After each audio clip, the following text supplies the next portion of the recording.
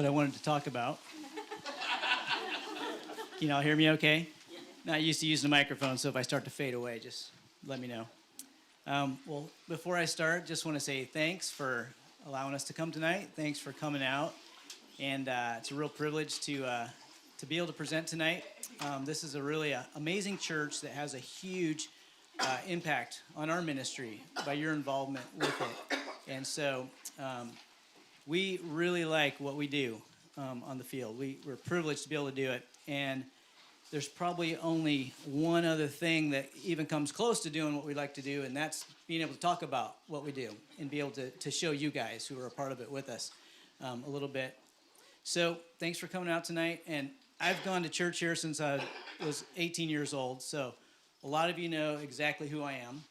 But there's always new faces, and in fact, there's a lot of new faces since the last time we were here. So just tell you a little bit who we are and what we do. So we're the Schaadt family, and we work in the Philippines. And we took these little kids with us to start, and we brought back some bigger kids. And so we work there in the Philippines with Ethnos 360. Ethnos 360 is an organization that works primarily with unreached people groups. And you say, well, what's an unreached people group? Unreached people groups are basically, you could just say they're people that are separated from the gospel, either by language or by all three of these things, really. Language, culture, and geographical barriers. So language, that's the way we talk. That means that there's nobody in some of these tribes that speaks that language that knows the gospel. And then on the other side of that, there's nobody who knows the gospel who speaks their language. So, and then the culture, that's the way we think. And so you might learn the language and think you're saying all the right words to explain the gospel, but that's not the way they're understanding it. So learning language, they're cut off by language and culture. Those are the things that are different. And then geographical barriers means that they're just hard to get to. They're separated by maybe vast desert, vast jungle, tall mountains, or ocean. So you might say, well, how many people are really in this situation? And I just looked up some recent numbers last month. So the people that study these kinds of things say that there's over 17,000 unreached people groups, people who are separated from the gospel. And of those 17,000, nearly 7,000 have no adequate access to the gospel. And if numbers is your kind of thing and you like a lot of statistics, Joshua Project is a really good place to go. And lots of stuff about missions on their website. And that's where I got that information. So these are the people that Ethnos 360 goes to, that they endeavor to reach.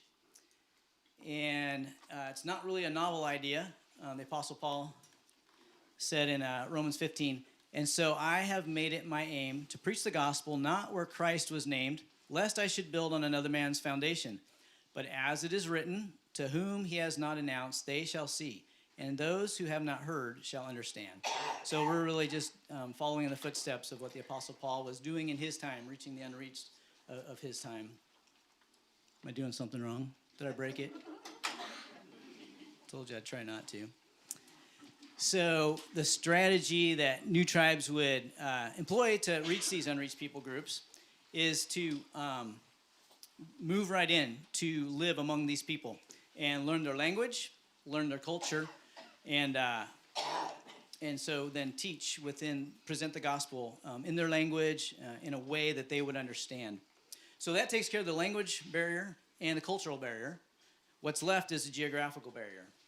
And that's where we specifically fit in to the picture. That's where, that's the part that we play. So I'm a pilot, and we fly aircraft into these remote locations to bring missionaries and supplies.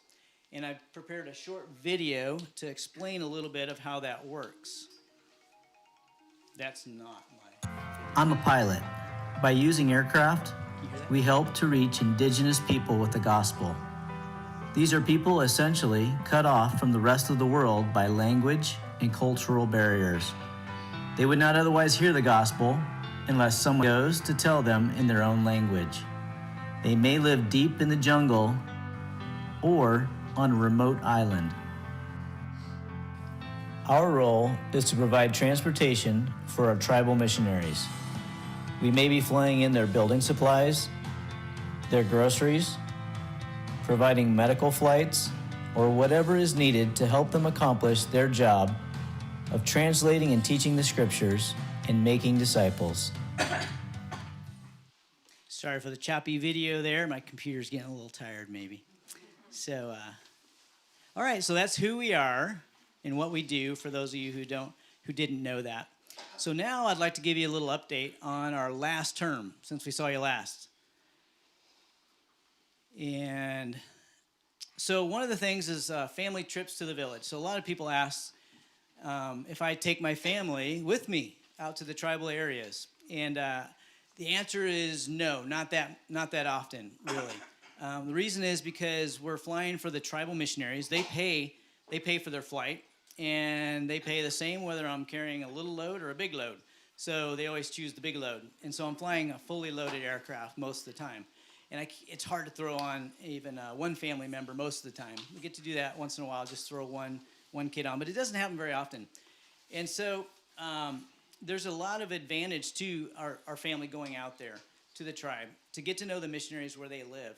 And we just decided with our, looking at our kids' age and the time in life that it might be good just to try to do this more. We've wanted to, but we just haven't done it much. So we did that. The only way to really do it is just to buy a flight, take the time, and go in. So taking you to a couple of the villages for the times that we did that, flying overhead the village here, Moragat. I'm not sure how choppy this one will be too. Coming on final approach into the basketball court is where we land, and we're going to tie it down because we're going to spend the night there. And my kids and my wife, they're going to go around the village with the missionary. This is Vicky. She lives out there, and we're going to see how the people live in her village and her interaction with them, and how the kids play, how they make their toys, how the people live, taking the husks off their rice. Hi.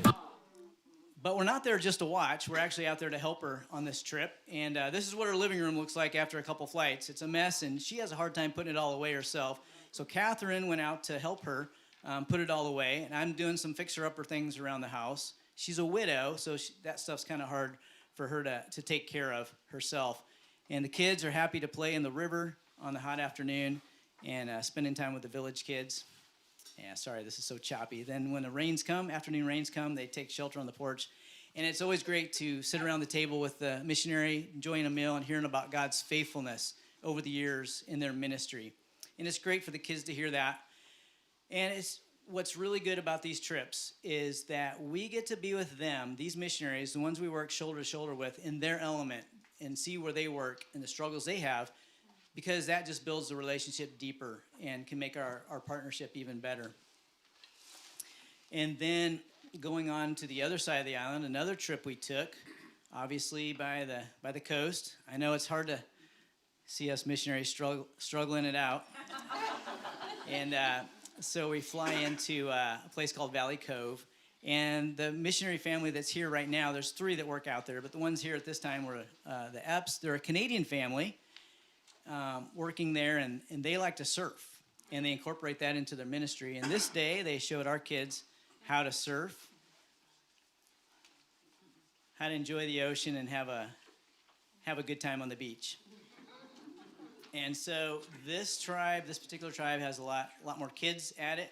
And these are the kids that our kids have grown up with. They mostly see them out in town when they come out.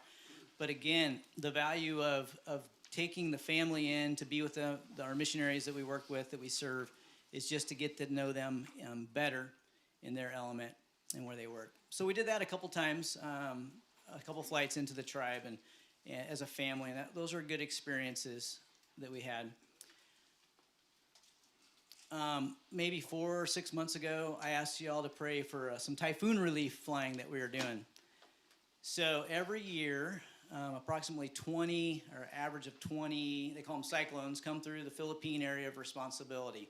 And when they come across the landmass is pretty small in the Philippines. And so it doesn't slow down very much, and there's a lot of destruction from wind and water. But some of them don't, let me go back to that. Some of them don't make landfall, but they still cause a lot of rain damage. All the colors that you see there is different amounts of rainfall.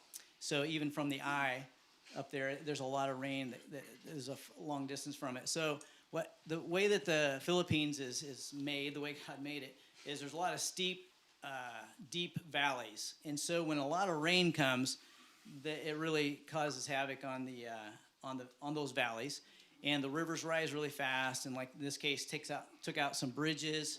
And when the landslides start to happen, it just takes these roads out. These roads are precariously cut into the side of the mountain in the first place, and then they just can't take much of a landslide. And in this case, you couldn't even. I'd be afraid to walk across there to try to do land travel. And so that's what they were left with. And so we took our helicopter out with a team, and we landed in the courtyard of what would be their county seat of this area. And we took a team of 4 of us, and the one on the left there that you see in the maroon shirt, he's a tribal missionary, and he's actually learning the language of this area. And so he's able to interface with the officials, the officials in that area.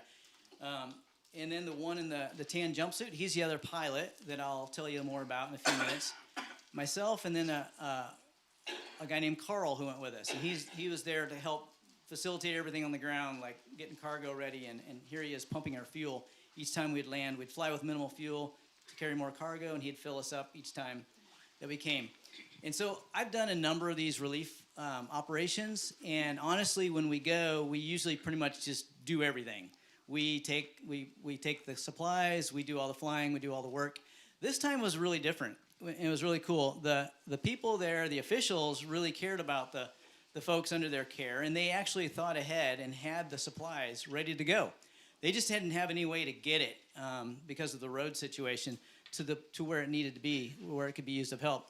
So we were there working alongside of them, and what's really cool about these kind of operations is it's good to help people, give physical help to folks when they need it. There's nothing wrong with that. And if you can do that, if you have the ability to help, you should. But what's really good about this is it allows us to work alongside these governments. This is our host government. They decide whether we can go into a place or not. And so this event really built a relationship with this government, this local government unit. And so the Lord really used it, and we able to work side by side with the police, the military, the fire department. Everybody was pitching in to help load the helicopter. And we took it out to the various areas where it needed to be, unloaded it. We were moving people as well as cargo. And we're able to deliver supplies that were going to be cut off for weeks, maybe months, until those roads, there's many places where the roads were broken apart, like you saw. So I've been flying a helicopter for a few years now, and I just love it when we can get this helicopter into a place where you really can't get a load like that any other way. There's no way an airplane's going to land there. And so it's just a tool that the Lord's given us to do the job that he's given us to do. So we fly primarily for Ethnos 360 missionaries, the tribal missionaries that work in the tribe, translating the language, planting churches, teaching in the indigenous language. But what you might not know is that we also fly for other like-minded organizations. One of those is New Tribes Mission of the Philippines. That's the sister organization that's all Filipino in the Philippines. We work with Wycliffe Bible translators, which you might have heard of. They actually go by SIL, Summer Institute of Linguistics, most places overseas for whatever reason. There's Christian Aviation and Radio Ministry, that's a local mission organization that works in the remote areas. And then there's MAF. A lot of you have heard of Missionary Aviation Fellowship. They're mostly aviation, but they have a huge disaster relief department, and they do a lot of fundraising, so they actually pay for a lot of the disaster relief that we do. That's where the funds come from. And pre-COVID, they would usually send 3 or 4 individuals over to help us do the work as well. But we're basically their flight arm because they don't have any aircraft in the Philippines. We work with Far East Broadcasting Company, and what they do is whenever there's a place where you can't get missionaries or for whatever reason there aren't missionaries, they will broadcast radio, Bible messages and whatever else into that area. So that's their ministry, and faith comes by hearing. Their primary ministry is taking the written word and recording it into audio Bible. So, excuse me, I'm gonna take a little drink. I have a family of talkers, so I don't really talk that much at home. So, working with these organizations, I'll tell you a little bit of a couple of events that we did. One event was with SIL and Faith Comes by Hearing. It was a New Testament recording in one of the indigenous languages. So we've got this island that's about 1 hour north of us, 1 hour flying north of us, most of it over water. And it's called Babuyan Island. And I don't know what you think. I think it's about the same size as Gilligan's Island, but I'm not sure how big that island is. So the missionaries have worked there since, I think, about the 70s, quite a long time. There's a couple that raised their family there. And there's I would call it a mature church, a functioning church there among the Babuyan people. And there's a New Testament. They've translated all the New Testament, and they're now just continue to work on the Old Testament. And they're working itinerantly, so I fly them in and when they go in to do language checks and stuff like that. And this day we flew in the missionaries and then a team of Faith Comes by Hearing and also just their equipment and supplies and multiple flights into there. And what they're going to do is spend, I can't remember, it's 3 to 5 weeks, and they're going to record the entire New Testament while they're in there. So they did that, and most of us probably have benefited in some way by an audio Bible. I know I've used it for driving or something, but for us, it's not a huge deal. For them, some of the older folks are actually illiterate. So to have the entire Bible, the entire New Testament on audio is great for them. It's maybe the only way they can consume the Bible by themselves without a teacher. And then it's just kind of more of a storytelling, verbal kind of group. And so they would tend to listen more, maybe even than read. So it's a huge blessing for them to have this New Testament and a cool ministry that Faith Comes by Hearing does. Another SIL event that we were a part of is the Northern Isnag Bible Translation. So there's SIL used to have a flight program in the Philippines, and the pilot that's up by us that flew the missionaries in that area, they left just about the time we got to the Philippines. So the missionaries in this particular place, we've flown pretty much since we've been there for the last 13 years. And so it's about 30 minutes from Tuguegarao, where we live. And they've pretty much mostly it's an older work, and they've been working on the Bible translation. And so something that doesn't happen very often is they finished the entire Bible translation. And you can actually see a copy of it on their table out there. And SIL, Wycliffe, they kind of tend to make a big deal out of their things. So they had a Bible celebration. They didn't call it dedication, they call it a celebration. They brought 30 missionaries 30 people from the U.S. And so our job in that was picking them all up at the airport, bringing them to our hangar, and we flew them all in. So our 4-seater, we can carry 4 passengers in our helicopter, 30 of them, so you can do the math. We were flying all day, and we flew all 30 of them in that day, and we had the helicopter running for 9 hours. We started it up in the morning and didn't shut it down until we were all done. And we can do that, by the way, if we got a good team on the ground. We got a couple guys fueling. As soon as the pilot lands, a couple guys are fueling, a couple guys got the load ready, bring the passengers out, put them in. The pilot, he's lucky to get a drink and a snack and jump back in and go. And so with the 2 of us pilots, we were able to do this all day long and get it all done. The Lord brought weather that we could do it in. And so we got them all in on that day. And then the next day, I flew myself and 4 others into the event to be a part of the celebration.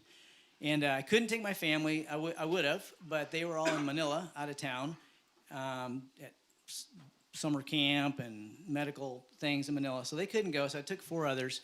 And honestly, I did it out of obligation. They kept asking us SIL folks were asking us to go. So we did, and I was surprised. It was very impressionable, the time there was.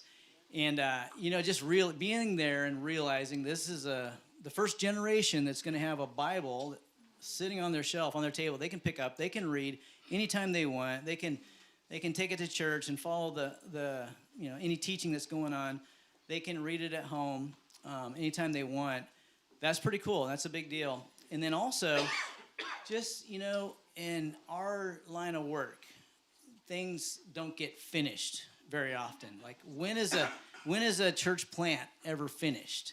And just think for a couple seconds how long you think it takes to translate the entire Bible. Like how long do you think it would take? This one took 70 years, beginning when it was started till it was finished and in the hands of the believers there. And so that's just quite a thing. It doesn't happen very often. This is the first complete Bible I think I've been a part of. Mike? That's short compared to normal, right?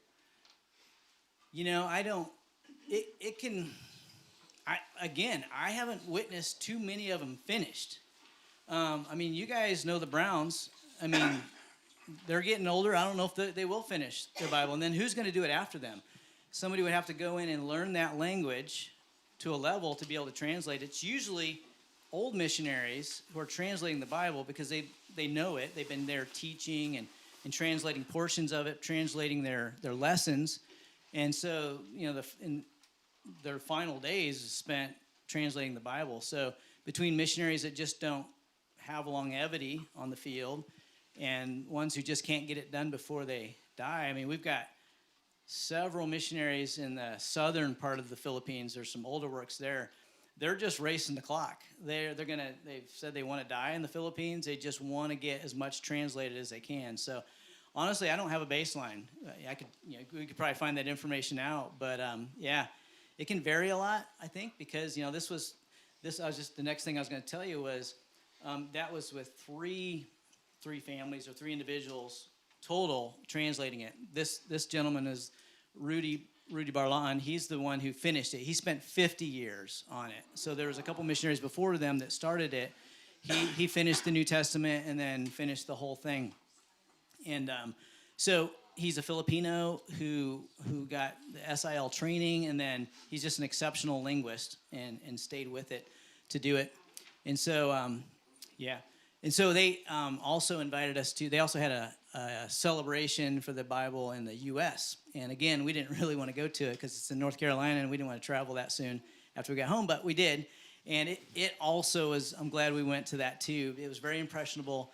The cool thing about that was they were, Rudy came to the U.S. to be a part of it. And so it's the headquarters for the organization down there. And so they tried to mention everybody who was involved in it. So Rudy spent 50 years of his life doing it, but they named all the pilots they could think of over the years that have flown for them. It's like, 15 or 20. I didn't count. And they asked everybody that was there. These were all people that were interested in this Bible over the years. So they said, did anybody ever come to the Philippines in this group to help build a church, help build a missionary's house, put up solar panels, anything? And so, some raise their hand, and then, has anybody ever given to this project? Some raise their hand. Has anybody ever prayed for this project? Some raise their hand. And they had everybody stand up who had, was a part of it. And just the whole room, this whole auditorium had people standing up. And it just made you realize, Rudy there, he was at the point of the spear or whatever you call it. But there's a lot of people involved. God uses the whole body to be a part of this. And, maybe that's what it's going to be like in heaven. Who knows, when we see the things that each of us had a part in. And I just point that out because you all are a huge impact on our ministry and a part of it, and you facilitate our ministry. And so you're a part of everything that we have our hands in too. So that's pretty cool. And then also what happened last term on the field is radio missions. So one of the organizations we partner with is New Tribes Mission of the Philippines. We call them NTMPI. And this is Rene Tanhusay. He's a Filipino missionary, and he and his wife have worked since they were young among the Ilonggo people. And if you ask any Filipino about the Ilonggo people, they'll say, oh yeah, they're the headhunters. They used to be headhunters. And even if they're not believers, the people you're talking to, they'll say, until the missionaries went there. And now they don't do that anymore. And there's actually churches spread all throughout this valley where they all live. And Renee is one of those missionaries. He's worked with expat missionaries, and he's the one who remains there. He's kind of has an itinerant ministry in there. And we go in occasionally. He'll have me fly him in there. Him and this time, sometimes he'll take doctors in. He'll do different things. He's like an itinerant pastor to the people in there. And this time, or this last term, several trips we did, several events was with Far East Broadcasting Company. So this all happens in central Luzon, just south of where we live. And the way it works is Renee will record a message in Olongo, in his house, in his place where he lives. He'll send that file to a radio station, maybe 50 miles away. And then they'll broadcast that into the valley, the Cagayan Valley, where the Olongo live. And if they have a radio, they can hear those messages, whatever's being broadcast. So my part in this, when I fly them in, is to go into this remote, pristine area. And they will set up for their this presentation of Bibles and radios. And we'll get through this glitchy. I drink coffee and have snacks with the locals while they're doing that. And then they give a presentation of this radio. And they show them how this works. It's locked into one station. They can only listen to this broadcast that they put out. And then we, eat their local food. And what's really fun, I mean, I think it's a pretty cool ministry. It's not something that any of our expat missionaries are involved in. So the folks here in these villages, they'll just spend a little bit of time, not much at all, and clear an area that we can come in and land, a place where you can only hike into these places. There's never been any other way into them. So, and then we're talking a day or two to hike into some of these spots. And so when we do this, what's kind of cool is what you find out is when you work mostly with expats. I work with Americans, Aussies, all these things. But when you work with the Filipinos, they do it just a little bit different. And it's a lot of fun to see the style that they do it. So they like to make a big deal out of it. And you can see they buy all these team shirts for the event. And they like to have me wear one too. And it's a good time of just fellowshipping with them, working shoulder to shoulder. And then at the end, we get to eat their exotic foods. We have smoked eel from the river, coconut juice out of the shell with a bamboo straw, cooked sticky rice in the bamboo or in the banana leaf. So it's a lot of fun, and it's a lot of fun to see how the Filipinos do it and to fellowship with them. And then one big thing that happened last term was we got a new pilot.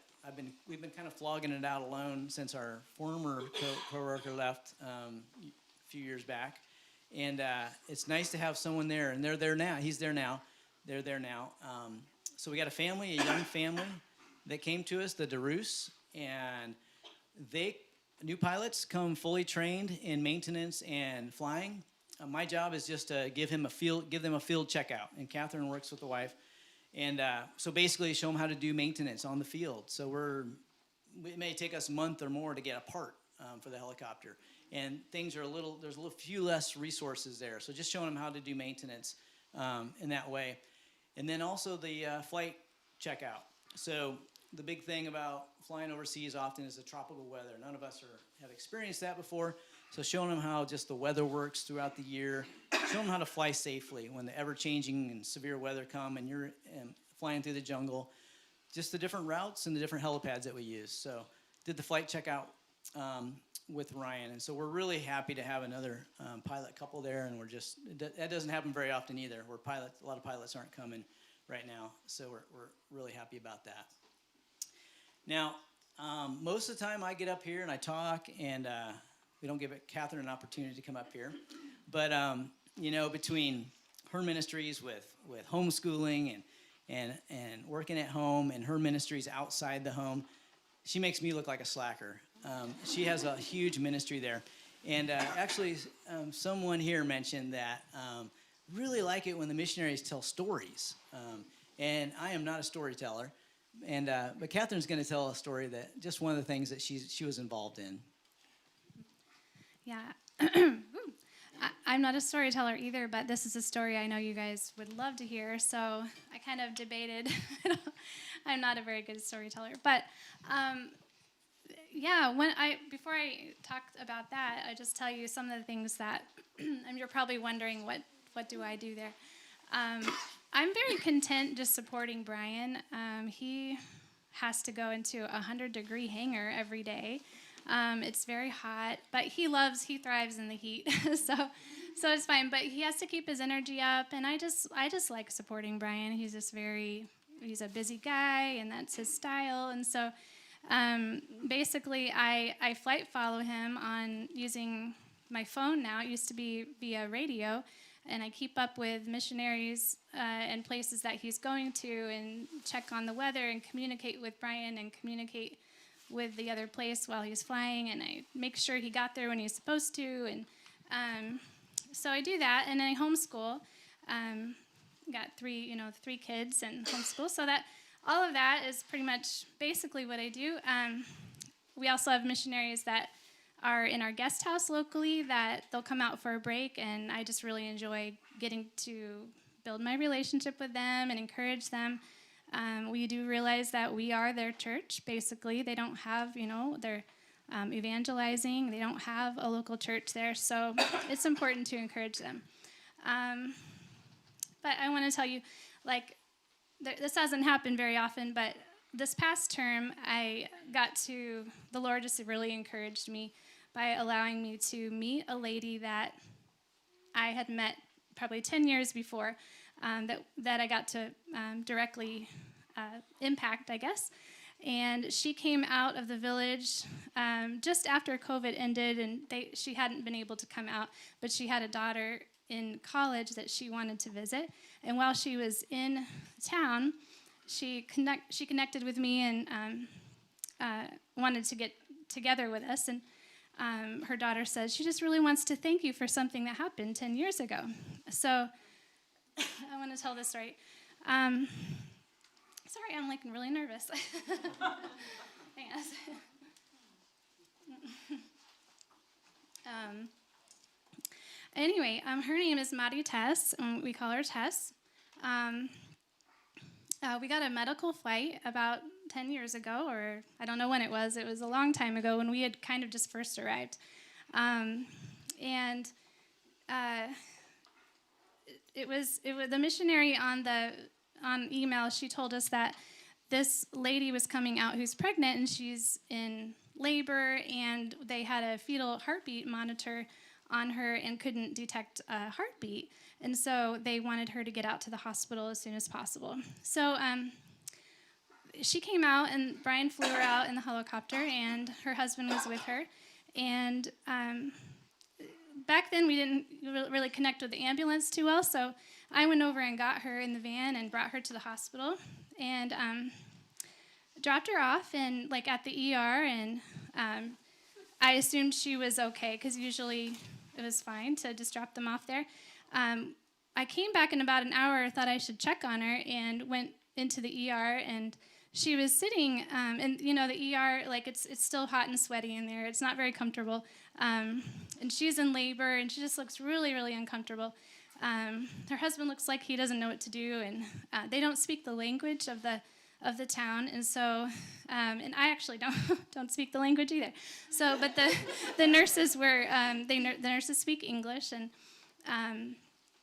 so I checked on her. I was like, I thought she should be seen pretty soon, so I went and asked the nurses, what's going on with this patient here, and they said, well, we're just waiting for paperwork, but it had been an hour already, and I thought, well, I don't know very much, but I think we probably need to get things going and make sure the baby's okay. And I said, did you know about the heartbeat of the baby? And they said, yeah, that we've detected no heartbeat. But they were just kind of not really doing anything. And so I was there for a while. I was rubbing her back and kind of waiting and helping her. And I went up to the desk again, and I said, we really need to do something. So they immediately just kind of took her and just went to the delivery room, and the lady, her name's Maddie Tess, yeah. She wanted me to come in the delivery room with her, and they wouldn't let me, and that's fine. But thankfully, there was a healthy baby boy born, and there was no issue there. So they just weren't.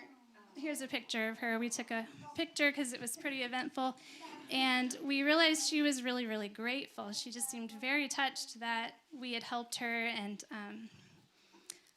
she wanted us to name her son, and we couldn't really think of a name right off. So, being kind of shy, that was probably a pretty big honor to be able to do that. But she named him Ian. And anyway, well, so many years passed, and at that time, she and I couldn't communicate very well with each other. But over the years, I heard from the missionary who was there that they had presented the gospel, and this lady had become a Christian. And that she had started telling her story about how her son was born, and that she was really thankful for this. And so I knew about that. But when she came out, like last year, a year ago, she told us more of the story. She said that at that time in the hospital that they were trying to pressure her to do a D&C. And she didn't understand completely, but she knew she did not want to sign that paper.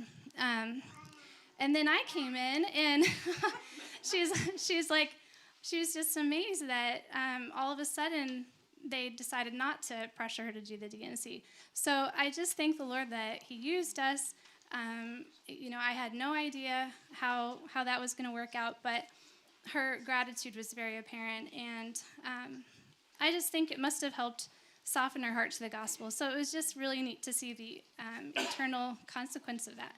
And yeah, here's the lady with the mask is her now, and those are two of her children. That the boy is not the one, but we went out to McDonald's with her, and that was just a blessing to be able to see her again.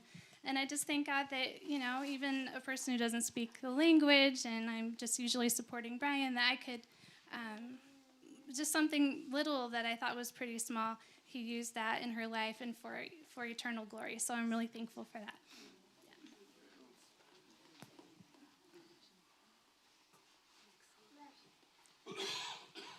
So, I'm not much of a YouTuber, but if you want to look up some of the videos we do put out there, feel free to look for us on there, and or you can do that little handle there. Be warned, there's another Brian Schaadt out there on YouTube, and he does something with aviation, but he's an imposter. And just look for the little red helicopter.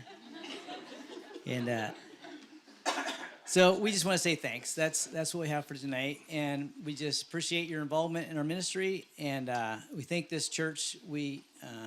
You support us. We know you pray for us faithfully. We can send out prayer requests, and we know folks are praying for us. One thing that I'd like to finish with is just a point of prayer that we'd like to ask you guys to pray with us on something.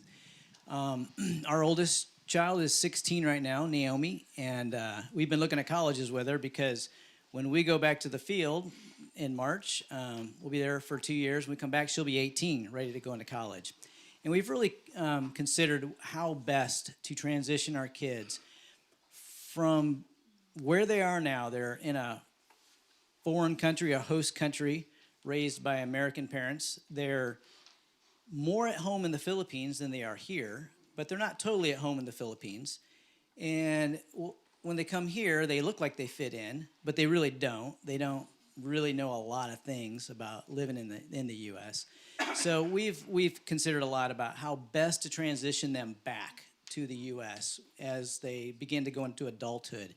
So we are right now looking at the end of next term, transitioning back to the U.S., taking an indefinite leave from the mission at that time. So you guys can pray with us in that. As it says in Proverbs, a man plans his way, but the Lord directs his steps. We're looking to Him for this, but we're making plans in that direction. So we just want to leave that with you guys and just let you know that that's the way we're thinking right now, and just ask that you pray with us in that. That's a hard decision to make, and there's nothing more that we like to do than what the Lord has us doing.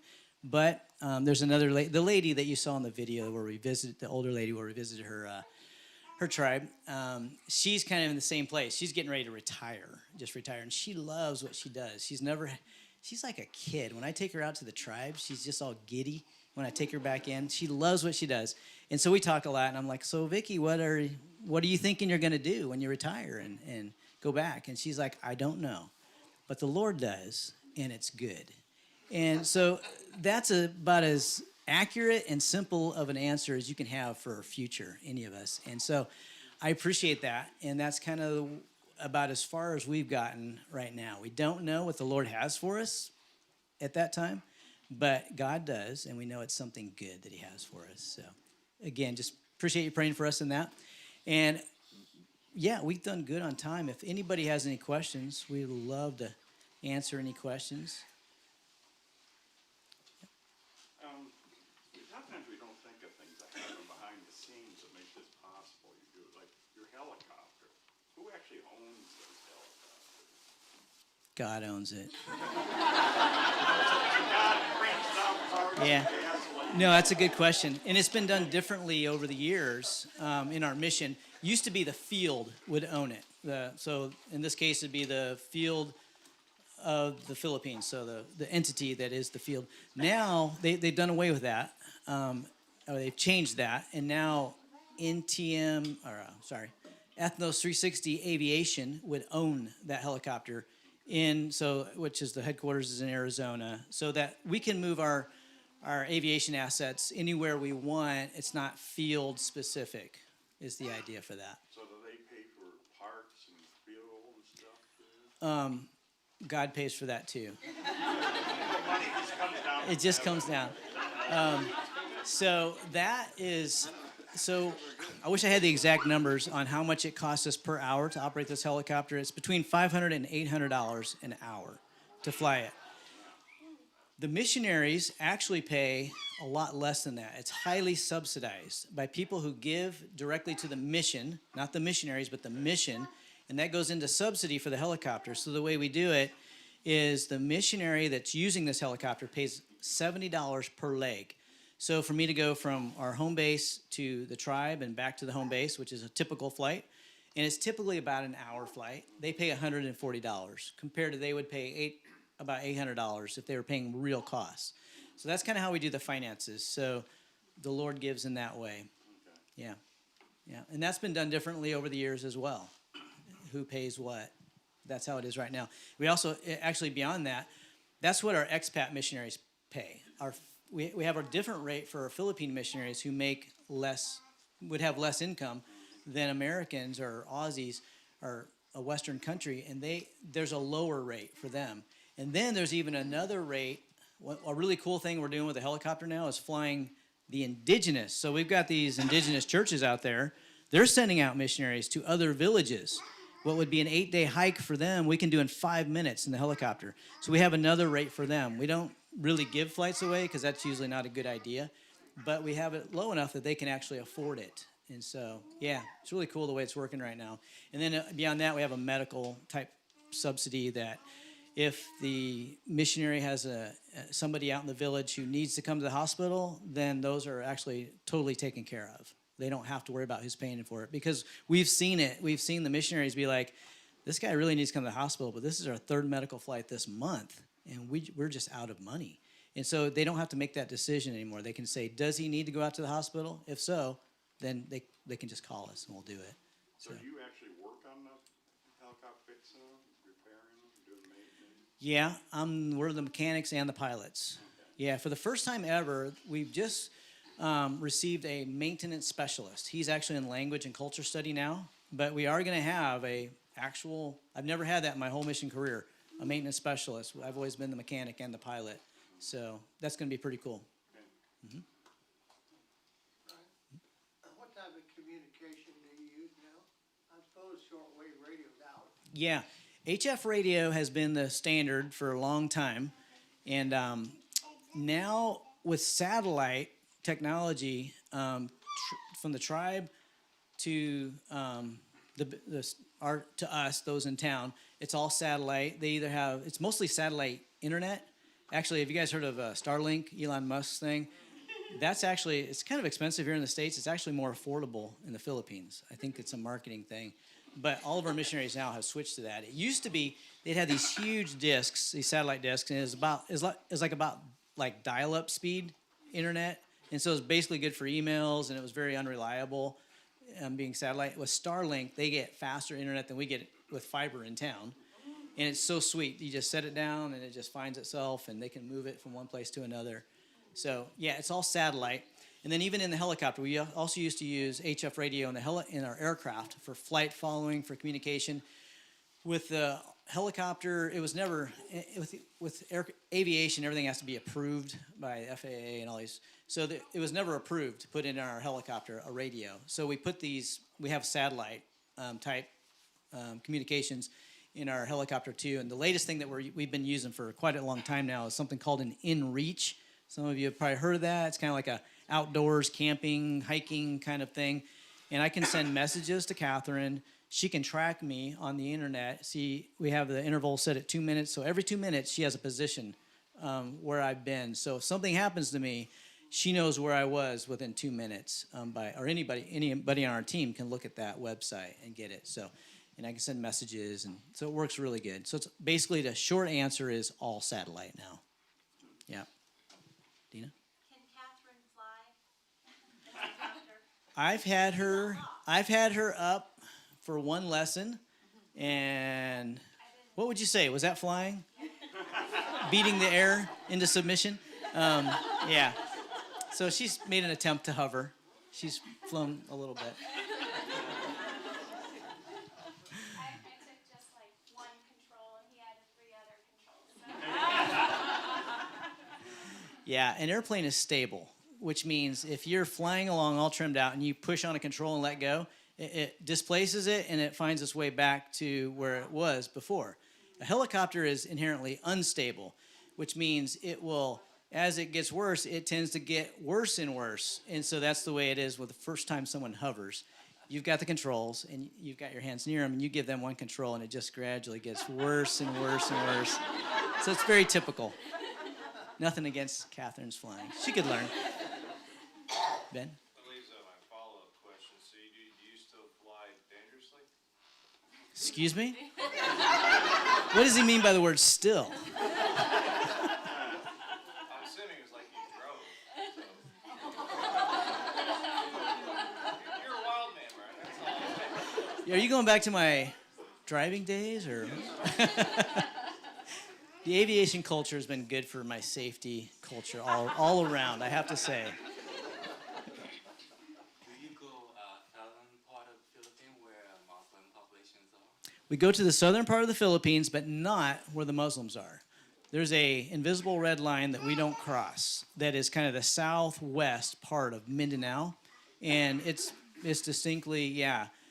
And there's a live stream, so I don't want to say too much. I'll just leave it at that.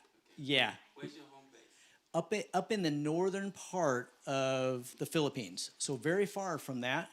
But we do have a flight program and missions on that island. But we just kind of stay away from that part of that island. Yeah. Yep. We have different groups up by us that aren't quite as dangerous. That. Yeah, just don't pose the threat to us that group that you mentioned is. Mm-hmm. Good question. Yep. So when you say next term, I'm thinking I heard 2 years?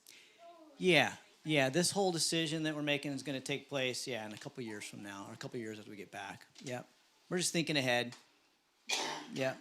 And you kind of have to think ahead with leadership, getting people there to replace us, and we want to leave the field in good shape. We don't just want to leave them in kind of in bad shape or short on people. So, yeah. So how many helicopters do you have is the first question. And you said it only takes 4 people that's counting you as a pilot? So, okay. So we have 2 helicopters in the Philippines. One's in the north, one's in the south, taking care of our flight programs. And then we kind of both take care of the ones in between, because there's 7,000 islands on the Philippines. We can't have that many helicopters, unfortunately. The helicopter holds 5 people, pilot plus 4. Are there bigger helicopters? Like, do they exist or do we have any? No, do they exist? Oh, yeah. I mean, just a military Black Hawk is about 3 times the size of, can carry about 3 times the amount that ours can. But price would be exponentially more than 3 times more expensive. So I think the R66 is a very good fit for our, that's what I didn't talk much about our helicopters. It's a Robinson R66. It's a turbine, it burns jet fuel, which is pretty available in the Philippines. And it's, yeah, you can get bigger helicopters with more capacity, carry more. You can get smaller ones. This is a good fit for ours. I mean, if you had too big a one, then, you know, most missionaries want one flight per month because they want to get fresh produce and stuff. So if you had a Black Hawk, we'd fly every 3 months and they'd never have any fresh except for on their flight days. And so if you got a team, then they usually try to stagger it so that, you know, if you got 2 families, then they're staggering those flights so each of them can get fresh. They can all get fresh on each of those flights. So that's one factor. So the R66 just really works good size-wise. Also, the Robinson helicopters, Frank Robinson, when he designed the R66, he wanted something that was lighter, cheaper. There's one more thing. Less expensive. Lighter, cheaper. Lighter, cheaper. I can't think of the third thing. And simpler, lighter, cheaper. Yeah, which goes into maintenance, which goes into cost. And that's really why it's cheaper. It's not because it's, you know, falling out of the sky. It's actually the Robinson helicopters are some of the most popular in the world. Because of that, they've just hit a niche. And so it's something that our mission, you know, what do missionaries get? Simpler, lighter, cheaper, right? So it does fit our bill really well, that helicopter. I can't think of a better helicopter that would suit us better. Yeah. So who does the buying for the missionaries? Do you do that? No, I've done that ministry, but it is another ministry. We have a supply buyer. It usually couples with supply buyer, guest house, and bookkeeper for the region. They do all 3 things up there. Yeah, I did it for a year and a half. Never make that mistake again. Once you volunteer for something, it's hard to get out. But that's when we had 2 pilots, and I was able to do that. But yeah, it's impossible to do it with another ministry. But yeah, we have a supply buyer.